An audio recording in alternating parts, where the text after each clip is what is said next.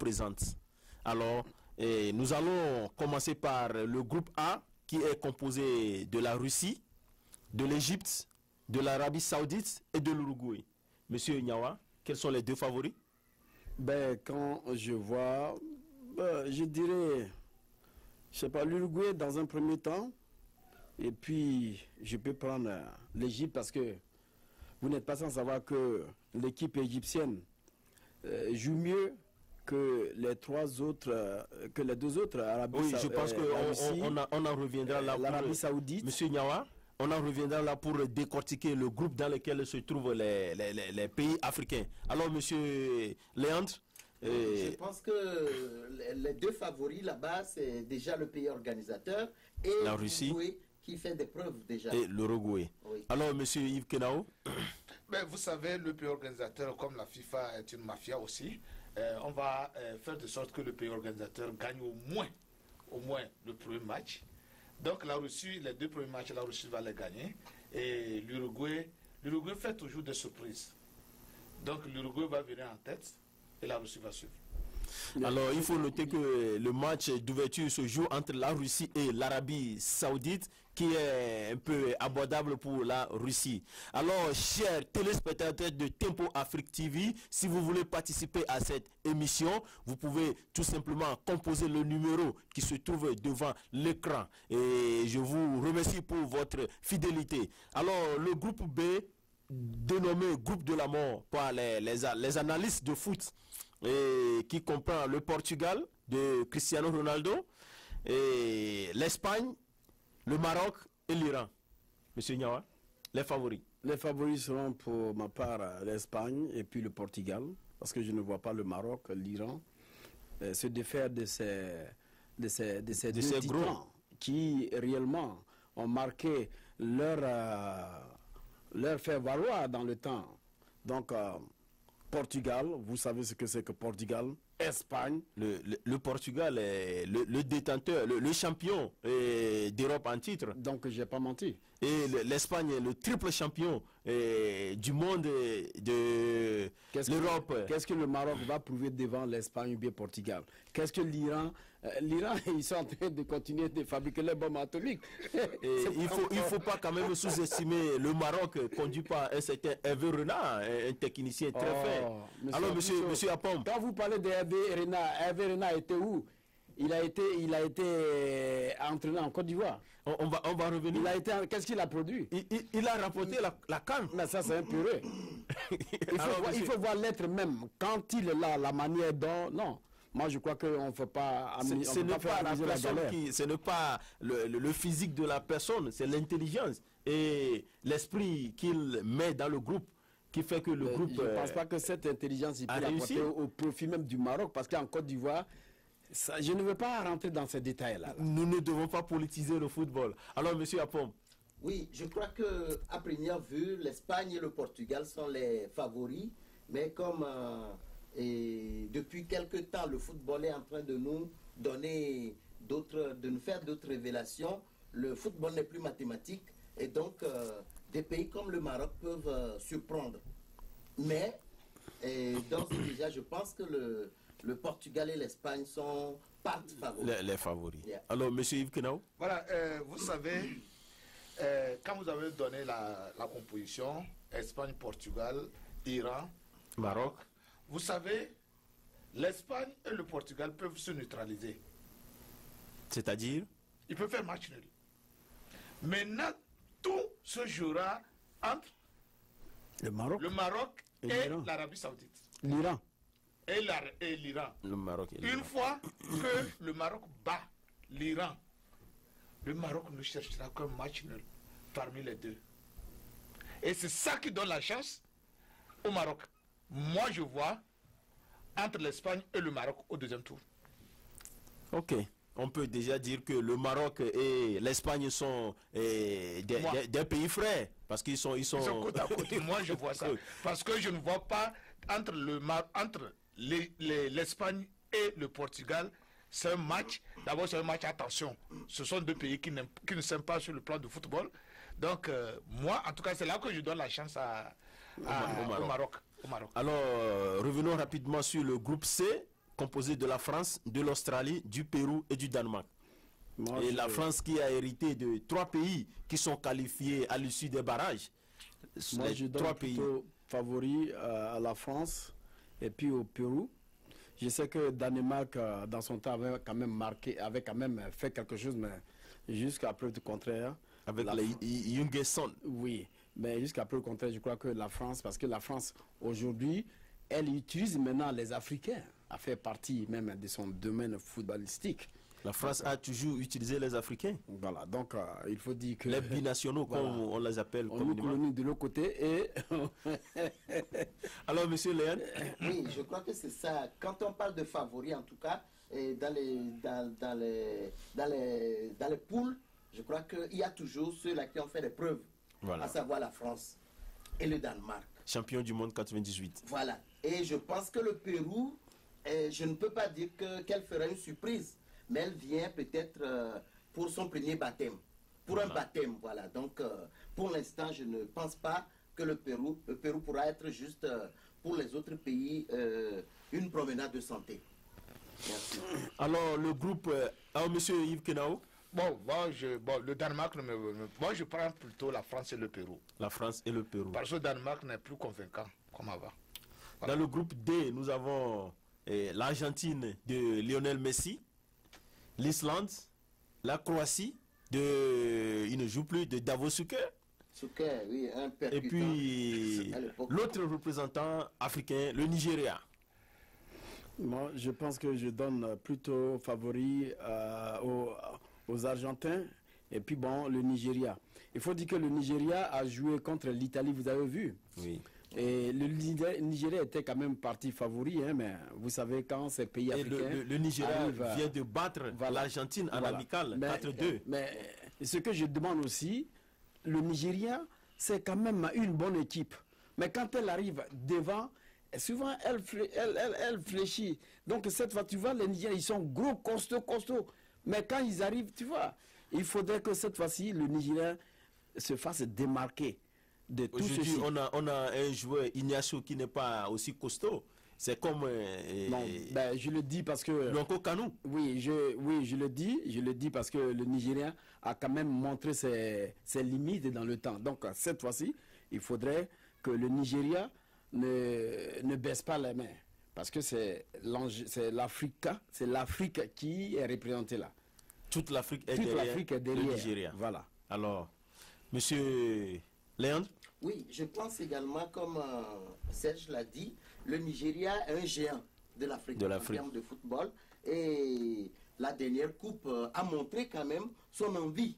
Le problème, moi, c'est plutôt culturel, général, parce que il y a une sorte de peur du blanc. Cette peur-là, elle est psychologique. Ce qui fait que, en tout cas, la prestation du Nigeria la dernière coupe du monde était impressionnante. Seulement la finition, comme Serge l'a dit, ils ont toujours fléchi. Donc il va falloir quand même que dès qu'ils arrivent vers les buts, il faudrait qu'ils soient plus percutants. Et quand vous dites qu'il y a aussi la peur du blanc, vous ne voyez pas que l'Afrique quelque part est aussi lésée? Quand on voit la prestation du Cameroun en Italie 90... Non, mais voyez, Italie contre Cameroun. Vous avez vu? Cameroun, je crois Cameroun contre l'Italie, je ne sais pas si vous avez regardé ce match-là. C'était Cameroun, le match d'ouverture, Cameroun Argentine. Yeah. Le Cameroun a battu l'Argentine de Maradona par 1-0. Il faut dire qu'en ce temps, le Cameroun, ça c'est une équipe, le Cameroun avait joué le quart de finale contre l'Angleterre. Oui. Quelque part, ce match-là, le Cameroun devait le gagner. Oui. Et puis, n'eût été l'arbitrage. Donc, c'est pourquoi je dis que justement, l'Afrique n'est pas quelque part aussi lésée. Oui, nous pouvons citer ça aussi. Nous pouvons citer le problème d'arbitrage. Mais aussi, tu vois, depuis les Coupes du Monde, le Ghana aussi a subi le même sort. Oui, mais il y a aussi l'Argentine déjà, je me souviens. Oui, il y a cet aspect d'arbitrage. Mais en même temps, quand vous êtes percutant, parce que le problème, c'est les buts. Voilà. Si vous marquez des buts, l'arbitrage peut être en votre défaveur, on comptera les buts quand même marqués. Vous voyez, donc, c'est un peu ça qu'il faut aussi. Il faut que l'Africain ait un mental solide vis-à-vis du blanc. qu'on pense que c'est le blanc qui gagne toujours.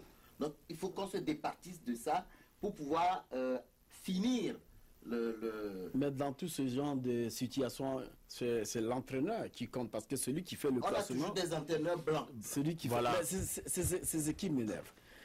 Les gens qui sont au niveau. Voilà. Pour rentrer dans le vif du sujet. Alors, monsieur Yves Kenao, et on voit le Nigeria, Argentine, et la Croatie et l'Islande. Mais j'ai eu une question d'abord. Ouais. Et on voit que dans la compétition des jeunes, l'Afrique remporte toujours les trophées mondiaux. Mais pourquoi il n'arrive pas au niveau des seniors à remporter le mondial? Écoutez, vous savez, oubliez les catégories. La formation, le jeune africain n'est pas le même que le jeune européen ou le jeune américain ou le jeune asiatique. C'est-à-dire? C'est-à-dire que le jeune africain, il est bâti robuste. Selon son alimentation. Selon son alimentation. Ce n'est pas les chips. Ce n'est pas les chips et puis le Coca-Cola, non. Et puis chez les blancs, ça se joue sur le papier. Donc le jeune africain est différemment alimenté. Non, il est différent par son senior, voilà, par rapport à son senior. Par rapport à son senior. Qu'est-ce qui se passe? Au niveau des seniors, maintenant, tu vois que il y a beaucoup de suivi, alimentation, gym, tout ça là. Et l'argent intervient au niveau des seniors. C'est la différence, c'est le même facteur. Au niveau des seniors européens, américains, il y a l'argent. Ce sont des contrats, ce sont des professionnels. Donc, ils s'investissent. Prenez un high school, une équipe de football de high school, de l'Europe ou de l'Amérique, contre un CG de Lomé, ils vont les écraser 20-0. Et puis, mon cher Kenao, ce qui se passe aujourd'hui sur le Folin. Je te dis, 20-0. Il y a des Africains qui meurent parce que il n'y a pas de suivi. Eux-mêmes, il n'y a pas de suivi à leur niveau. Est-ce que tu comprends? On a vu alors qu'au niveau des seniors, c'est l'argent.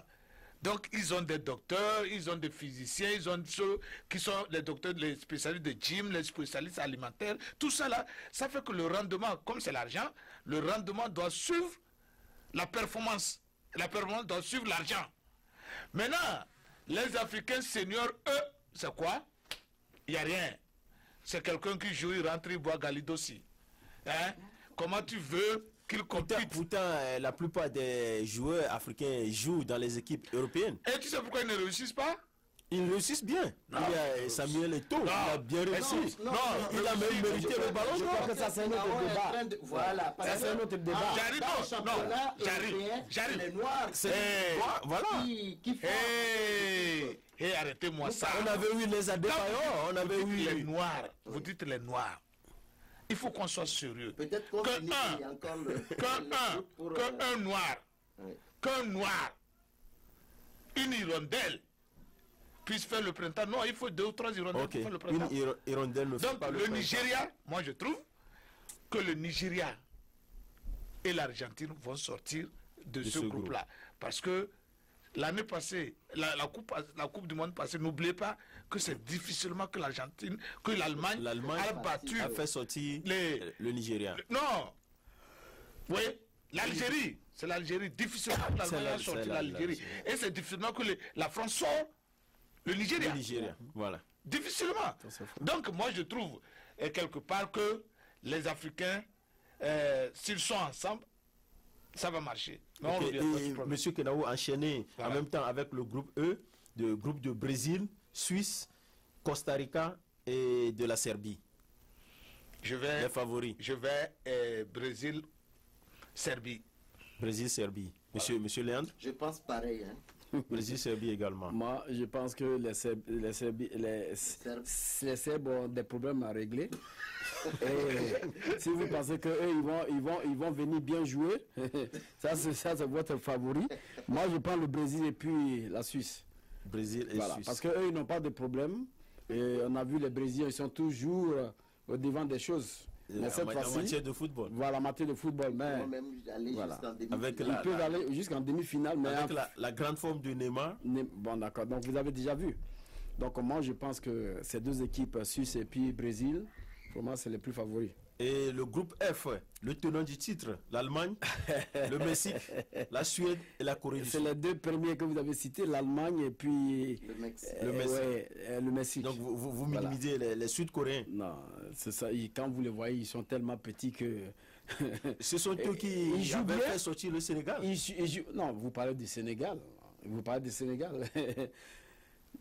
La Corée du Sud, hein, la Corée du Sud, d'abord même, elle a des problèmes avec les États-Unis. La Corée du Sud et la Corée du Sud. La Corée du Sud. C'est la même chose. La Corée du Sud comme la Corée du Nord, c'est la Corée. C'est la Corée. Donc ils ont tous les mêmes problèmes de bombes atomiques avec les États-Unis. Donc ici l'Allemagne est favorisée et le Mexique. Monsieur Léa, L'Allemagne et le Mexique vont... Allemagne et le Mexique. Oui, vont sortir. Monsieur favoris. Kenao. Allemagne et Mexique. Allemagne et Mexique.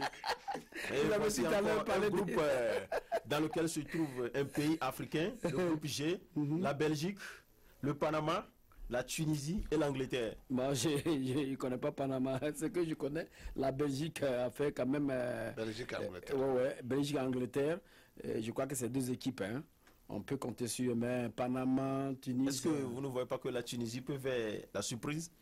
Non, c'est vous qui le dites. C'est vous qui le dites. C'est Moi, une question. j'ai plutôt confiance aux Nigériens. Et puis, bon, le Sénégal qui est en train de sortir de l'ornière, et tout récemment, on espère qu'ils peuvent arriver. Monsieur longtemps. Léandre? Oui, je pense que les favoris, c'est la Tunisie et l'Angleterre pour les premiers matchs. La Tunisie et l'Angleterre. Ouais, ouais. Monsieur Yves Kenao? Rappelez-moi le dernier là. Belgique, Panama, Tunisie, Angleterre. Je prends Belgique, je prends Angleterre et Belgique. La Tunisie n'a jamais gagné une Coupe du Monde. Un match au cours de la phase de Coupe du Monde. Et espérons que la Tunisie gagne Face, cette fois-ci pour accéder au second tour. Alors, le dernier groupe, groupe H, on a la Pologne et un autre africain, et le Sénégal, la Colombie et le Japon. Moi, je pense, hein. Bon, je ne peux pas compter sur la Colombie parce que Est-ce que le Japon, ils ont un problème de drogue qui les habite. est-ce que le Japon n'a pas de problème avec les États-Unis? Non, le Japon, ça c'est la technologie, donc Ah, ça c'est la technologie. Ici, le domaine footballistique, c'est un domaine qui a besoin d'une autre intelligence. Intelligence qui Voilà. se trouve Il faut dans le avoir tibia. le souffle. Tibia. Il faut avoir le souffle et puis il faut avoir un entraîneur bien performant, Digne de ce nom. Mais les digne de Japonais ce sont nom. endurants, hein. Donc les Et Polonais, très vite. oui, mais écoute très vite, mais j'ai dit qu'ils ont. Monsieur un Niawa, problème. tu viens de parler d'un entraîneur digne de ce nom. Est-ce qu'on peut qualifier aujourd'hui Alioune Cissé, et qui est le sélectionneur du Sénégal, dans les entraîneurs dignes de ce nom? Mais je crois qu'on a vu, si d'abord, je prends l'exemple de la RDC. Je crois que la RDC avait quand même un bon, même le Burkina Faso Florent Ibenge. avait de bons entraîneurs. Mais quand vous avez un bon entraîneur là, il faut faire un bon classement aussi. Parce que vous pouvez avoir un bon entraîneur et faire un mauvais classement. Ou bien c'est le ministre de la Jeunesse et des Sports sénégalais qui va faire un classement alors que l'entraîneur lui-même a déjà son classement et il connaît ses joueurs. Donc ce genre de micmac, ce genre de clichés, il faudrait qu'on arrête ça. Voilà. Le Sénégal, c'est une équipe qui impressionne. qui impressionne. Il faudrait que cette équipe-là arrive très loin et que les dirigeants aujourd'hui doivent s'abstenir de faire les classements dans les basements ou bien dans les chambres à coucher et appeler l'entraîneur pour dire voilà ce qu'il faut faire. On n'en a pas besoin. Alors que c'est l'entraîneur qui est sur le terrain. Alors, L'entraîneur monsieur sur Léon, le terrain, Oui, il je pense connaît que l'équipe, il connaît les Sénégal, joueurs. Je pense que Voilà. le Sénégal et le Japon a partent favoris. beaucoup de chance. Yeah, yeah. Monsieur Yves Kenao, il est à la Pologne, le Sénégal, la Colombie et Qu'est-ce que vous dites là? Le Japon le et qui? Japon. Et le Sénégal. Oh non. Vous savez, le premier sera le Sénégal, le deuxième la Colombie. La Colombie, techniquement, s'ils s'organisent, techniquement ils sont bons. Techniquement, ils sont bons. Mais n'oubliez pas que le numéro 10, j'ai oublié un certain Thomas là. Le numéro 10, il était jeune pour la Coupe du Monde, le meilleur joueur de la Coupe du Monde passée. Oh. Voilà. Donc, mais le Sénégal, encore une fois, je vous dis que les joueurs individuellement, quand vous les prenez, ils sont très bons. Mais Très collectivement, bon. Mais collectivement, c'est un désordre. J'espère que le gouvernement sénégalais ne va pas aggraver le désordre là en allant importer un entraîneur. Mais Non, je ne pense pas qu'ils vont faire ça. Monsieur Kenao, ce n'est pas seulement le fait d'importer l'entraîneur. Mais aujourd'hui, quand on nous fait venir les soi-disant pros, alors que les jeunes qui sont là C'est sur ce que terrain, je dis, il faut, Hein? sur le plan individuel, les joueurs sont très bons. Sinon, Aliou Cissé a fait ses preuves. Je pense que, et j'espère que la fédération sénégalaise de c'est ça. foot Mais si on va le garde, garder si on le et garde, laisser on dit continuer. Et Aliou Cissé, et il fait un Si bon on le garde, travail. je dis que le Alors, Sénégal va jouer les quatre. revenons un peu en arrière pour voir comment le Sénégal est qualifié. Et il avait eu entre-temps Un match reporté pour un an. rejoué après un an entre le Sénégal et l'Afrique du Sud. Et les Burkinabés avaient porté plainte. Entre-temps, les Burkinabés étaient à la tête du groupe. Donc c'est à partir de ça que les Sénégalais se sont qualifiés. Est-ce que vous croyez que le Sénégal peut représenter valablement l'Afrique je pense aujourd'hui? Je pense que ça va dépendre de l'entraîneur.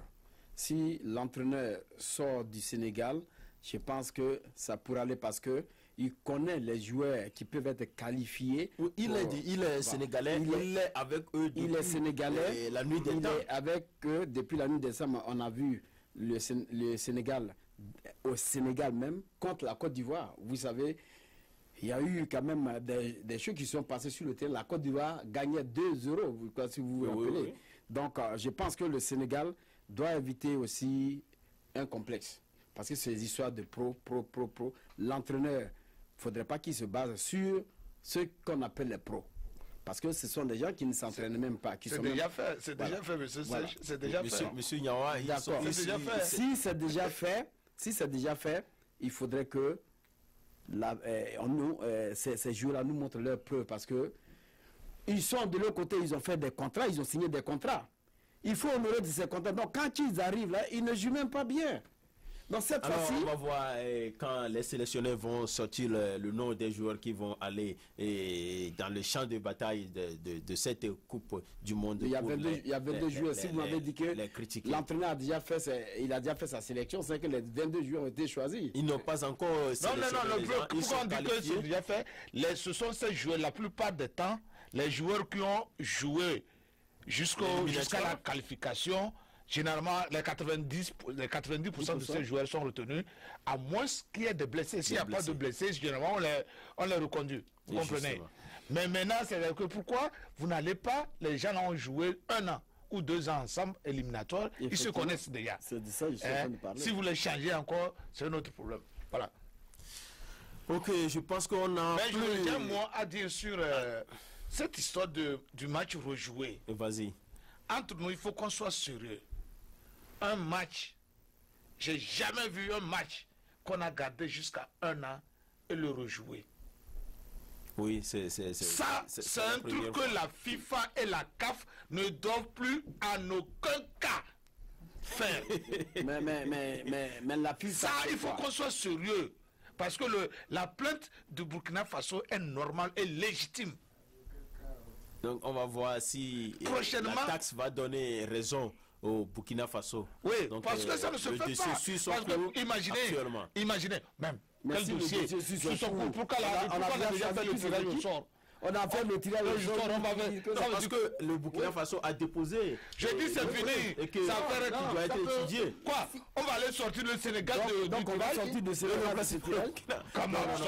Bon, je ne pense pas qu'on va en arriver là, mais il y aura des sanctions. Les sont déjà pipés, les deux sont déjà pipés. Parce que n'oubliez pas que ce nouveau président de la FIFA, il ne fait pas l'unanimité. Il pose certains actes. Bon, vous allez me dire que c'est un autre problème, mais il pose certains actes qui sont méconnaissables. Si les gens savaient que c'est comme ça qu'il allait agir, on n'allait jamais les lire. Il met les choses à upside down. Est-ce qu'il a mes chers panélistes, très rapidement, entre-temps, la CAF avait changé le calendrier de la Coupe d'Afrique des Nations. On n'avait pas eu le temps de parler. Et la Coupe d'Afrique des Nations 2019 qui se joue au Cameroun, le nombre est porté à 24. Et les prochaines Coupes d'Afrique des Nations se joueront en juin. Quelles sont vos impressions, Monsieur Nyawa? Moi, je crois qu'on a eu à discuter de cela sur ce plateau. Non. Oui. Mais bien avant cela, maintenant que les choses se dessinent clairement, on peut... on copie toujours sur l'extérieur. si au niveau de l'extérieur, c'est-à-dire la Coupe du Monde, les gens ils sont déterminés à 24, c'est qu'en Afrique aussi, On doit aller à 24. on doit aller à 24. Donc c'est des copies. Mais la Coupe du Monde, c'est 48. Hein? Un jour, on ira à 48. C'est 48 actuellement. Mais je Mais pense bon, que- mais pour la Coupe d'Afrique et pour la Coupe du Monde, ils ont pris la décision et ils ont dit que après 8 ans, Voilà. ils vont adopter ça. Mais la Coupe d'Afrique des Nations, ils ont pris la décision et effective immédiatement. Tu sais, ils sont allés plus vite. tu sais ce que je dis? C'est-à-dire, le nouveau président de la CAF voudrait qu'on dise qu'il travaille. Est-ce que tu comprends? Mais ce n'est pas comme ça. Il faut préparer le terrain. Il faut préparer les esprits. Vous prenez une décision. Et 6 mois après, vous voulez l'exécuter. Le Cameroun, je ne suis pas sûr que le Cameroun est en mesure d'avoir des terrains bien bons pour la CAN. 24 équipes. Je ne suis pas sûr. Un. Et le Deux. président Abad même avait fait une déclaration Deux. disant que même à 4, le Cameroun n'est pas prêt à Voilà. organiser ça. Deux. Et cela avait Les infrastructures. suscité un tollé de critiques. Les Mais je infrastructures. crois que vous allez voir parce que Les nous avons vu infrastructures. le même cas qui s'est plongé au Gabon où le terrain Le terrain était caillouteux. caillouteux. Je ne sais pas quel genre de terrain Voilà. les gens nous ont mis en place. Je crois que le problème pour l'Afrique, c'est d'abord et avant tout, comme on le dit au niveau politique également, c'est un problème d'abord d'organisation. Voilà. L'organisation, pardon, pas le Togo, l'Afrique est brouillonne et elle ne s'organise pas. Non, non, Elle non, attend- monsieur Leandre, mais Je vais avancer, c'est je vais pas ça. avancer. L'Africain aime toujours copier. C'est tout le problème. Laisse-lui parler. Voilà, mais Même je si c'est copié, on copie dans la précipitation. Voilà. C'est ce que je veux dire. C'est-à-dire que la Coupe du Monde, c'est chaque 4 ans. Pourquoi, après une Coupe du Monde, on ne commence pas par préparer la prochaine? Et c'est à la Mais dernière en minute. Afrique. Oui, c'est ce que je dis. En Afrique, c'est 2 ans. C'est Non, 2 ans. je parle d'abord de la Coupe du De la Monde. Coupe du Monde. C'est-à-dire que ça fait chaque 4 Les ans. pays africains. Les pays africains devraient déjà commencer par se préparer. Préparé en tout cas. Pire, D'avance. voilà, pire, on joue la Coupe d'Afrique des Nations, ce n'est pas aujourd'hui. Mais des pays comme le Cameroun, des pays comme le Gabon, des pays comme le Ghana, des pays comme des pays dits de football qui sont toujours crucialement en retard par rapport à des infrastructures. Il doit y avoir une petite Et puis, falsification. puis, à mon niveau, ce qui m'inquiète un peu, oui, ce qui m'inquiète un peu, c'est comme en mai déjà, les championnats européens viennent à leur terme et les joueurs sont fatigués. On avait vu la dernière coupe de la Je crois Confédération qu'on doit tenir compte de cela les aussi. joueurs n'ont pas donné à fond. Maintenant, on ramène la Coupe d'Afrique en juin. Est-ce que les joueurs seront capables de jouer? Voilà, pour permettre aux... C'est pour satisfaire, les championnats européens. Maintenant, qu'est-ce qu'il manque? Comme je le dis, le problème d'organisation, c'est qu'il va falloir quand même qu'il y ait une nouvelle génération de dirigeants Voilà. qui prennent en compte tous les aspects. Et c'est ce que Abbas nous dit qu'il Voilà. incarne. Moi, je l'ai Je vais vous dire, je l'ai toujours dit. mes amis, Attendez de voir mes les amis, résultats. dit sur ce plateau. mes amis, Je l'ai toujours dit sur ce plateau, il ne faudrait pas qu'on se base sur l'extérieur. Parce Voilà. que, voilà, la France ou bien les joueurs pro sont de l'autre côté, donc ils seront fatigués. Non, mais si vous voulez organiser quelque chose, prenez le mois qui est favorable, vous organisez. Si les pros ne viennent pas, mais vous pouvez former ces gens-là, les amener au bord de la mer, ils vont courir pendant 1 mois. Quand ils vont quitter là-bas, ils viennent manger les aboguements, comment je peux appeler ça, mais celui qui vient de l'autre côté qui se dit pro, quand il vient là, sa ration alimentaire là, ça peut coûter près de 500 000 francs. Où on enlève tout cela là? Mais celui qui est là, Il faut toutefois préciser Voilà. que avant de partir, M. Issa Yachou a instauré la CHAN, la Coupe d'Afrique, les championnats d'Afrique des Nations, voilà. qui regroupe seulement les joueurs évoluant sur le continent. continent Donc c'est en quelque sorte ce que C'est vous une faites pétinière. référence. Et les Africains, qu'est-ce qu'ils devraient faire les États en fait? Organiser, réactualiser les championnats Voilà. dans les pays pour qu'on puisse déceler. Moi, je pense que c'est l'histoire de problème. On doit même. On doit carrément se. C'est ce que Abbas doit commencer par imposer aux États. Les et aussi. doivent être bien réorganisés dans les pays. Quand Adebayo arrive au niveau du Togo, qu'est-ce qu'il fait? Adebayo, finalement, il ne fout rien. Il manque des buts. Oui, mais qu'est-ce qu'il y a? Qu'est-ce qu'ils font? Qu'est-ce que ces stars font? Ils sont mes chers, j'aime pas dire. Je les ai écoutés tous. Vas-y, très rapidement. Voilà. Vous savez, le football africain est à l'image de ses dirigeants. Quoi qu'on dise que le sport et la politique ne vont pas de pair, ils sont les mêmes. Dites-moi, combien de fédérations africaines de football paient leur contribution à la CAN, à la CAF? Peu.